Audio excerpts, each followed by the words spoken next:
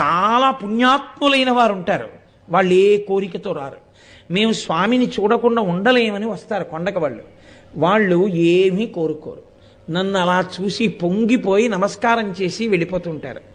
అలా నా దర్శనానికి వచ్చినటువంటి వాళ్ళు హుండీలో వేసింది పావలా కాసైనా నేను ఆ డబ్బులు తీసుకుని ఖర్చు పెట్టుకుంటాను. ఆ డబ్బులతోటే నా అప్పుకి వడ్డీ కడుతూ ఉంటాను. కలియుగం వరకు ఆ అప్పు అలాగే ఉంచుతాను. ఆ అప్పు పేరుతో ప్రజల పాపాలని ద్రవ్యంగా మార్చి కొండ మీదకి రప్పించి వాళ్ళ ఆపదలు తీర్చి కాపాడుతుంటాను.